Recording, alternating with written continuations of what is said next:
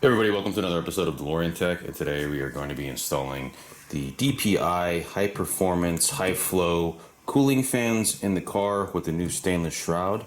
So what we're going to do is we're going to remove the old original fiberglass shroud with the original stock fans and replace it with this assembly right here.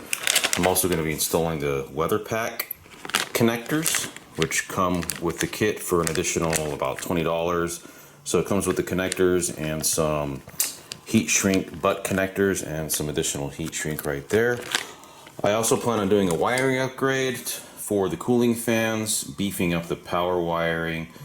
Probably handle that in a different video because that's something that you can do for any fans. So your original stock fans, if you're still running them and you want to upgrade the wiring, you can do that for those. You can do that for the DeLorean Parts Northwest fans, whatever you want.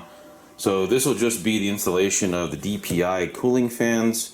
If you've seen my video on the installation of the DeLorean Parts Northwest fan, a lot of this is going to be sort of basically just redoing the removal of the factory shroud and fans and then replacing it with these. So if you've already seen that video, you're going to see it again, at least for this car, and we'll be installing these instead. So the first thing you're going to want to do is you want to drop the anti-roll bar down. So we're going to loosen the bolts holding the bushing brackets in place. Drop that down. You want to do that while the car is on its suspension, supported by ramps. You don't want to have it on jack stands when you're doing this. Go ahead and inspect the fan. So we'll make our new connections right here to the wiring, and there's just the shroud right here that has to be removed. Mine's in pretty bad shape, as you can see. It's actually cracked in a pretty good spot too on the top. But roll bar will have to be dropped down. I would recommend putting a little bit of maybe some knocker loose on these little nuts and bolts here, just in case they give you some trouble. There's 6 of them that are going to have to be removed, and you're also going to want to remove the nuts here holding the horns in place as well. So go ahead and loosen those and remove those nuts. Those on here are 12 millimeter.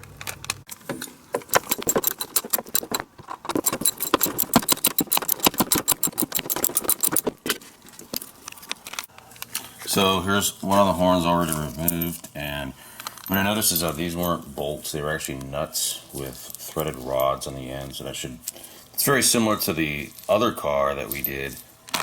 So we'll go ahead and do the same thing with the other fan here on the driver's side.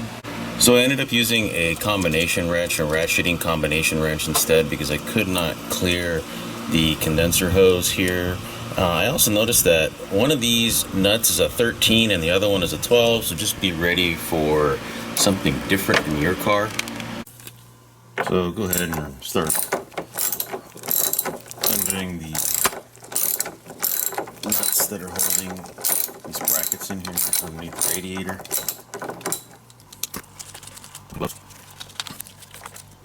This is a 17 millimeter. Next, you're going to want to remove the bolts that are holding in the sway bar bushing plate. This is also going to be with a 17. You got to be very careful because there's an integral nut inside there that you got to be careful with.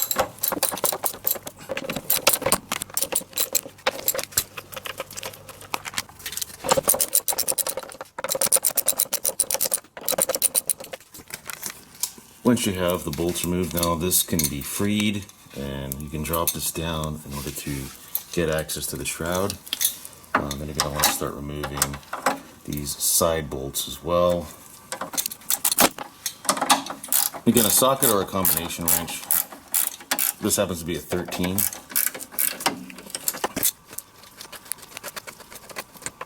There you go.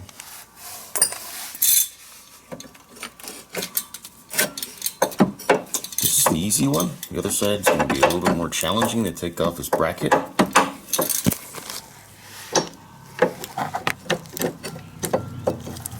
Be careful not to damage the threads here. There you go, brackets removed. Next, you're going to want to start loosening these nuts right here along the bottom and the top. These are 8mm, so what you're going to have to do is you're going to have to hold the bolt from behind and loosen. I recommend a ratcheting combination wrench for that. This one here on the side was kind of a fun one because you really have to pull this down in order to get the combination wrench in there so you can then start loosening it, because this bracket right here, we have to we're gonna have to move the radiator a little out of the way before we can loosen the nut, or rather before we can loosen the bolt that's behind it. So you see that bolt right here? That is right where the radiator pipe is, so we're gonna have to figure that out. Once you get that loose in there, you can go ahead and just undo that by hand, but that was fun. So disconnecting the Lucas connectors. I don't recommend reusing these. I can see they've been pretty contaminated. This is definitely not ideal. That's why I went with the Weather Pack upgrade. So pretty nasty in there. The nuts on the top are actually a lot easier because the stud is integral with the radiator bracket right here, the radiator support bracket. So you can just use a 8mm combination wrench, ratcheting, and then you can easily get that off. So now we're going after the radiator support bracket hardware. That is a 10mm right there. That has to be removed. So I actually had a ground wire connected to that right there. This is a good opportunity to clean up that ground. So here's the radiator support bracket. It's probably a good opportunity to clean these up as well, sand them down, repaint them so they look a little newer. This is pretty bad. There's a lot of corrosion going on there, so these have to be refinished. So once you start to loosen the nut that's in there, then this should just pop out. It's slotted right there on the side. So I recommend taking the bushings off if you can. This one here is going to be a little bit of a challenge. So we've got everything but the nut off, and the nut is sitting in there between the pipe and the frame extension. So what I'm thinking about doing is just taking this off here and then trying to see if I can finagle that bolt out, and then it'd be helpful if this were slotted. It's not. Then I'd be able to just pull it out and we'd be good to go. Just slide it out, but unfortunately that's not the case. So I'm slowly getting it, and I think what I'm going to do is I'm going to slot this bracket underneath so that it lifts up completely, and then you can slide it back down without having to remove this bolt right here. So I was actually able to get it. It took some finagling, but I was able to push this pipe down because there's a hose here, so it's a little bit more flexible, and there's a hose here, so it's a little bit more flexible. So you just kind of have to work at it, and then if you can get once you get the bolt out, if you could sort of angle it upward a little bit, it should pop out pretty easily. So now we can get this bracket out of here. It's going to be a lot easier to work with now. So bracket's out, and it's time to start pulling the shroud out. Alright, so once you've gotten all of your hardware, you're at the point where you can start manipulating the shroud so that you can take it out. But if you're like in my situation where it looks like the shroud was notched right there in order to be able to fit, I may need to notch it a little bit more just to get it out. But it's just about finagling. You might have to push the radiator up a little bit in order to get the shroud to give a little bit more. So what I'm trying to do is I'm trying to get the shroud at an angle so I can at least clear the frame at that point right there. So if you can get a crowbar in there, you can use that to help kind of nudge it out of place there. If it's too close to the crumple tube right there and the frame extension. So as I was pulling the shroud out, it cracked even more, so this part right here broke off. That's how in bad shape it was. But yeah, it wasn't that easy to get off. Obviously with the sway bar out completely, it would have been easier, but I was able to get it. You just have to drop down the bar as much as you can so that the back of this, the fan motor itself, will be able to fit between the radiator and the anti-roll bar. So here's a comparison between the factory shroud and the new stainless steel shroud. So as you can see, the stainless steel shroud is definitely more low profile. So I'm not anticipating any difficulties in installing it.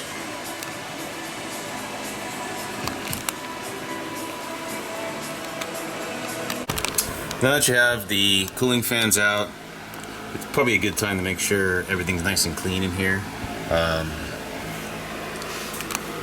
I would definitely recommend cleaning some of the surfaces where there's some ground connections on the crumple tubes right here.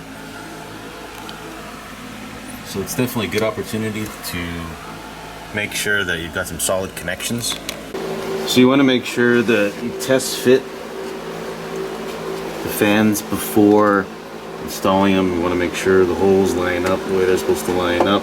Not all radiators are made equal. And really, the fitment here depends on mainly the radiator. So just make sure all the holes line up, and looks like they do. So everything looks good. Yeah, it's very light too. So you want to make sure that all of that is clean right there before you redo your connections. Actually, this is where I have my ground extension, and here are the ground wires for the cooling fans right here. And all three of these grounds will be connected. So now you're going to want to reinstall your radiator support brackets right here. Just go ahead and put those in, and you'll need to reconnect down here with the bolt. So once you get your brackets in, you're going to want to start from the top and connect the fan shroud to the studs. So when you get your shroud mounted, I would recommend getting the center bolt and nut in place first, and then start working in the corners. This corner is a little tricky, but I think with a ratcheting combination wrench, it should actually make the job a lot easier. So once you've got the passenger side tightened, you can go ahead and follow with the driver's side. You can use the needle nose pliers to feed the bolts through pretty easily.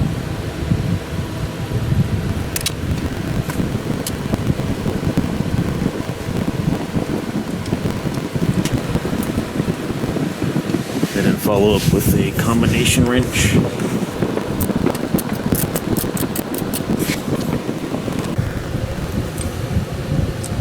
So you need to hold the back and just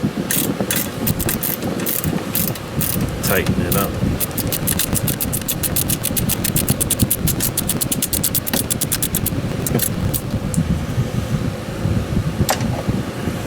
So the center one, just hold it.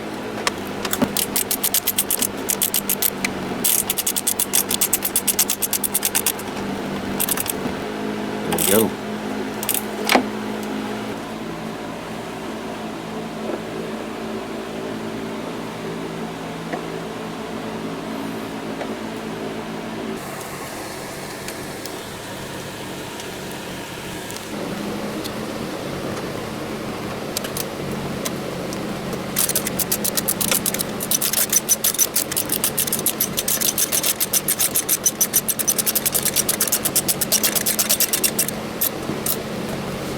So I took the opportunity to paint these. They were starting to get kind of rusty, so I used some rust reformer paint and left these loose for now so I can I also painted the recall kit brackets as well.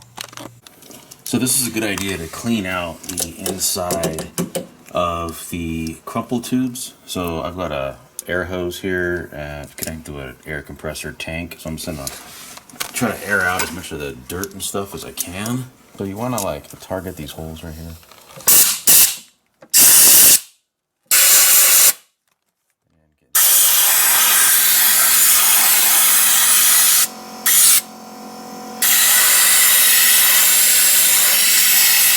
So in order to get the threaded rod and nuts in the frame extension here, you're going to need to first clean these up as much as you can. Okay, so if you find that these are really hard to take off, if the nuts are hard to take off with the threaded end, the short threaded end, what I'm doing is I am threading it into the frame extension where you're supposed to. Just get it in there by hand first. I took these out because they were pretty dirty and very difficult to clean, but they were obviously put in there for a purpose, and that purpose is because if you had just standard bolts in here, it would make putting the the radiator support bracket, the lower radiator support bracket on, which goes over this part of the crumple tube, make it rather difficult because of the way the top of the bracket sits at an angle. It's very difficult to line the holes up on the bracket with the holes on the frame. So what I did was I used some of this knocker loose and just applied some of that right here to the nut, just to make it easier to remove. And then what you want to do is you want to get a ratcheting combination wrench and start tightening that up. You gotta be careful not to over tighten it because you have that integral nut in there. Really tighten it up just enough, or you could start to back the nut off on its own. And so what'll happen is you'll reach a point where you can't tighten it as much. So what'll happen is you'll feel this slip, and then that'll tell you that you've reached the point where now you can start backing that nut off. So let's see if it worked.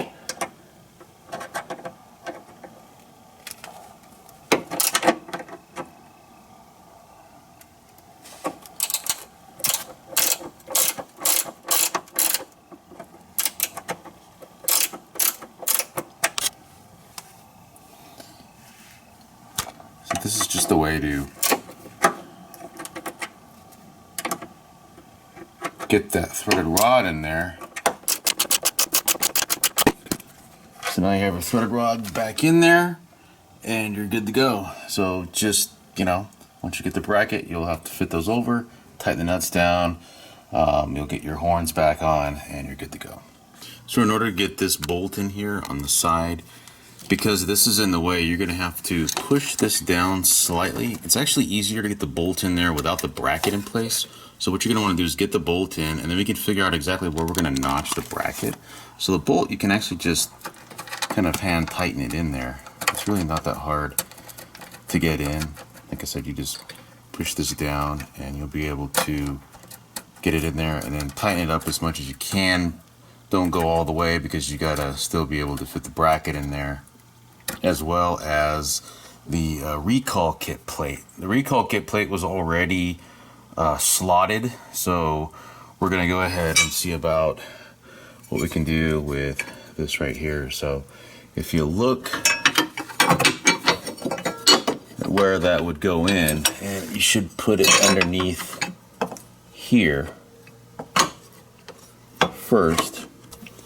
You can kind of get an idea of where you're going to need to slot it. So once with this pushed up, you can get an idea of where you're going to need to slot that bracket. So you can see the bolt right there. So it looks like we're going to have to slot it sort of at the corner there. So you can easily just take a regular hacksaw and just cut through. I've already trimmed this one. I was able to get it through pretty easily with the hacksaw.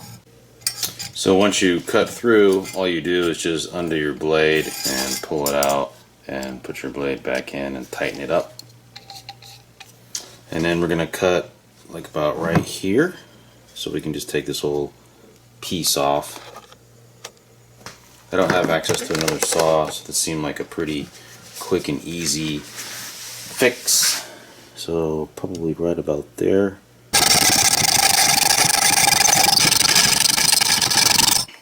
That might work. So you can kind of see what we've done there. Let's check it out. So you want to make sure that the bolt can actually pass through without any problem. So we are going to try to get this bracket on here. So first thing you want to do is go underneath and attach it to post there. Just make sure the washer that's right here is all the way out so that you don't overlap it. You want that washer to clear. Push up on the radiator as much as you can. Have that drop a little bit. And then you want to push in with something.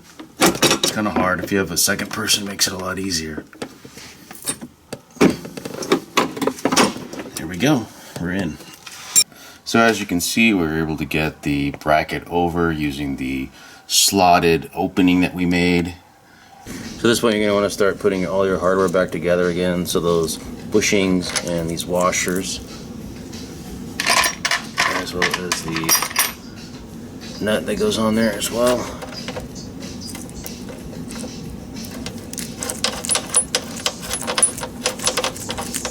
And we'll tighten down everything at the end to factory torque specifications.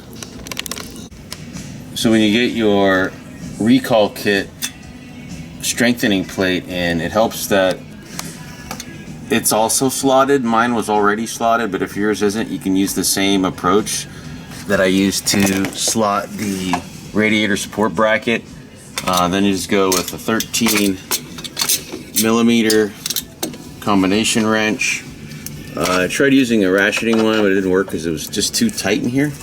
But just tighten that up as much as you can. It's a little difficult because it's kind of tight in there with that pipe. So at this point, after you get the support bracket, radiator support bracket on there, with that bolt right there, you're going to want to move over to the other side and install the other radiator support bracket. Just go ahead and repeat the same process with these threaded rods and nuts.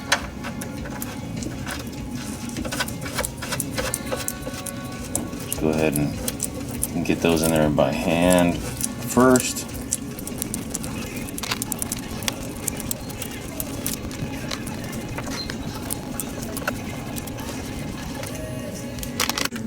So again, you're going to want to tighten these down until you can't tighten them anymore. So once you hit that point, and you can pull off. On mine, I had a 13 and a 12. For some reason, I just kind of left that. So I've got my 12 right here.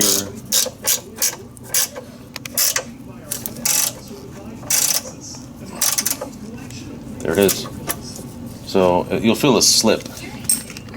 Then you just go ahead and spray your knocker loose on the nuts here.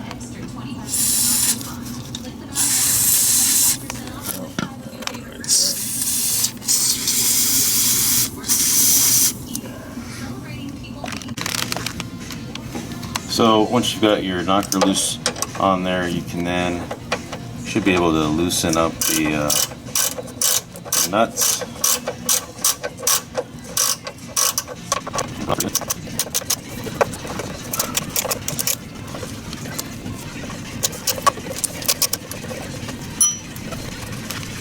The nut.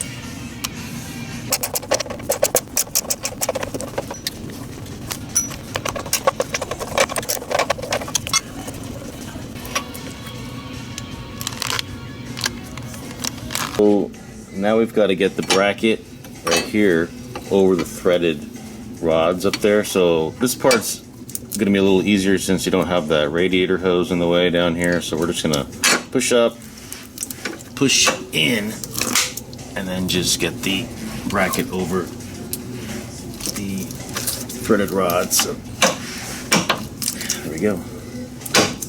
In. Now you can fit your support plate in there. Support plate goes underneath.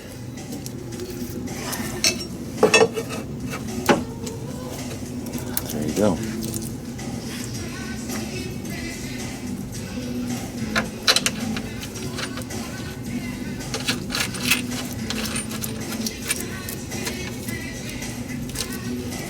And there you go.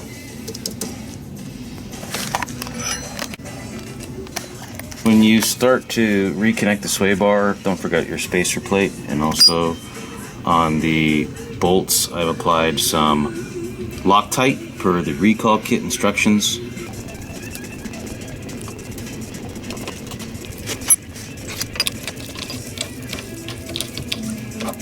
Gotta push up on the bar here.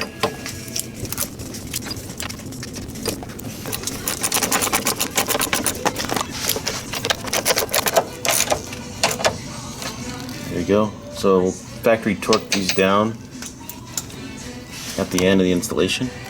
So as far as the wiring goes, you're gonna have to cut these old Lucas connectors off. So I would cut them as close to the connector as possible, and then for this one and this one here. Now you'll notice that there's actually 4 wires coming out of this. The reason why is because there are these little capacitors that are installed in there as well. We're gonna go ahead and leave these in into the harness, and they're there for noise reduction. So the fans will generate a lot of noise if you don't have these in, and it'll it'll actually seep into the radio, and you'll get some feedback when the fans turn on if you don't use these. These are small little, like 2.2 microfarad capacitors here. If you notice in the electrical diagram, you'll see these in here. They're actually connected from the positive to the negative. So you just got to remember that the green and black wire is the positive. There's a ground coming out, and there's a thick ground and a thin one. The thin one is for the capacitor. On this side you have a yellow wire coming out, yellow or an orange. That's also for the capacitor too. So the little capacitors have an orange and a black wire going into them. One is positive, sort of, I guess, the positive side of the connector, and then you've got the negative side. So we'll just go ahead and cut these off, and we'll go ahead and strip them out. And they look pretty clean inside, so it looks like we're okay. So remember, the yellow goes to the positive, and the 2 black wires go to the negative. So that's how that looks. So go ahead and strip these wires.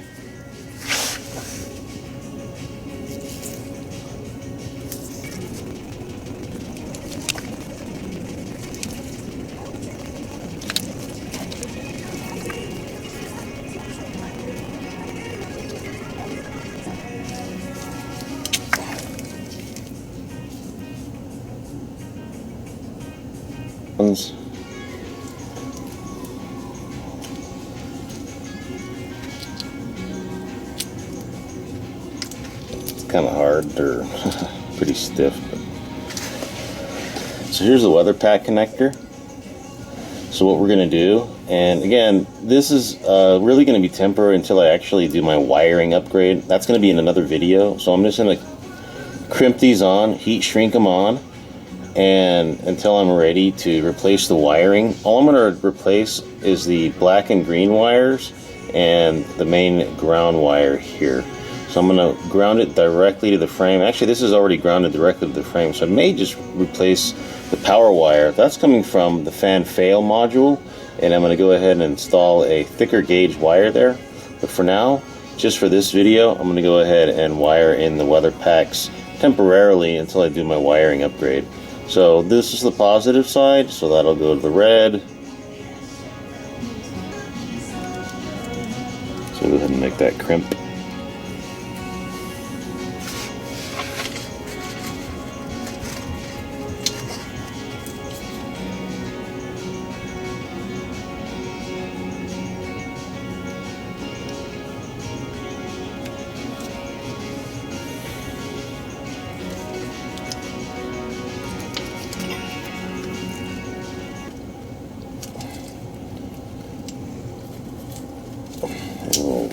thing with this one.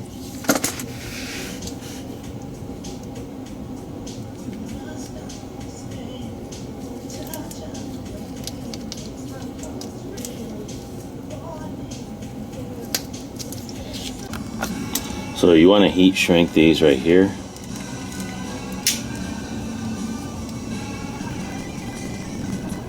So I've got some large heat shrink over the whole entire thing. I'm gonna go ahead and shrink the whole deal all in one shot. Again, this is just temporary until I do the wiring upgrade.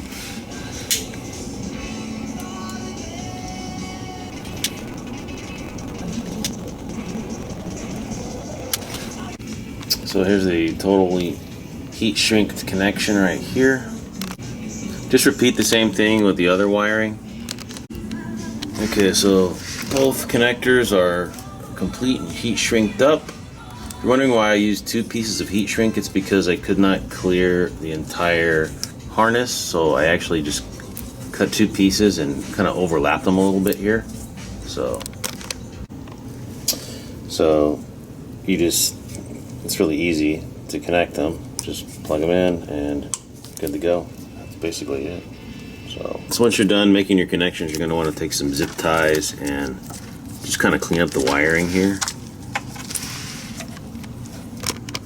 So just a quick note, when you're tightening down the radiator support brackets, the ones that hooked up to the top of the radiator, I recommend regrounding underneath the bracket as opposed to just underneath the bolt right there. It's a little bit more challenging to get that underneath there. You might have to actually bend this a little bit, but it's a better contact for the ground. Now it's just a matter of getting the horns back in.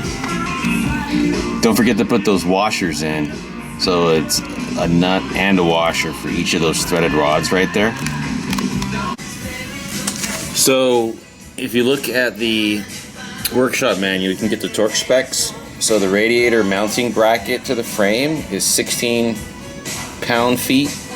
The horn to the bracket is 8 pound-feet, and the radiator stay bracket to the frame is 3 pound-feet. So the sway bar brackets, the bolts are torqued to 26 foot-pounds. So we got our torque wrench set to 26, and we're going to go ahead and torque those. The fan cowl, or the shroud, also has some torque specifications, 5 foot-pounds and 8 foot-pounds respectively. Okay, now the installation is complete and everything has been torqued to factory specifications. We're gonna go ahead and do our 12-volt test. Everything's in. I zip tied everything up so it doesn't jiggle around when you're driving. So the cooling fans are running. They're pushing a lot of air, I can tell you that much.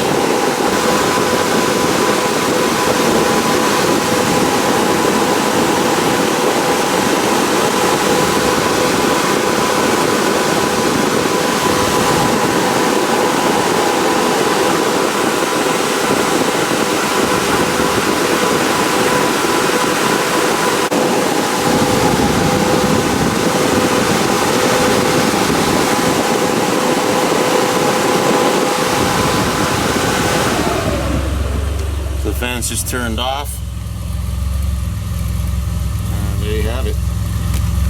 So now I'm gonna turn them on.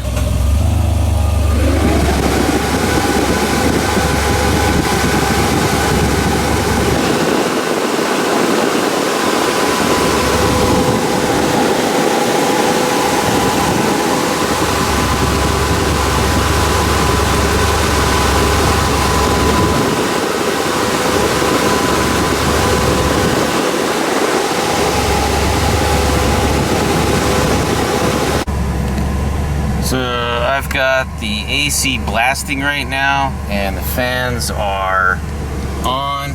We're gonna go ahead and do a voltage test here. So I've got it on 4, and AC blasting, and yeah, so far so good. The voltage gauge is showing still above 13.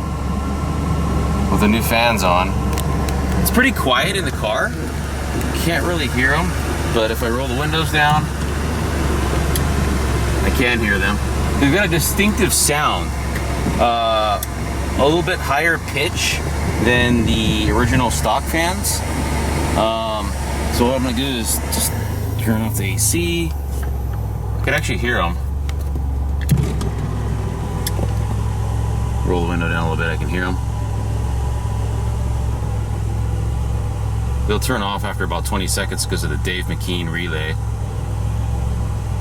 The fan's just turned off, and voltage is reading at about 13.7. I'm gonna go ahead and turn the AC on, but I'm not gonna turn the AC. I'm just gonna engage the fans, so no compressor.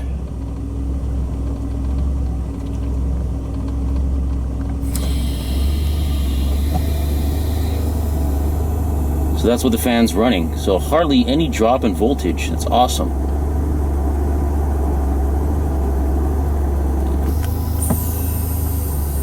So I've just got the fans running right now. AC is turned off and no voltage drop. So 13.7. Started at 13.7, and with the fans on only, no compressor on, it's at 13.7, 13.6.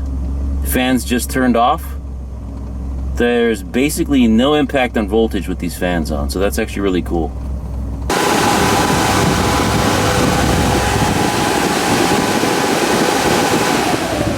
Alright, well, that's the installation. I will be following up with a wiring upgrade video, how-to. So we'll be upgrading the wire from the fan fail module all the way to the fans.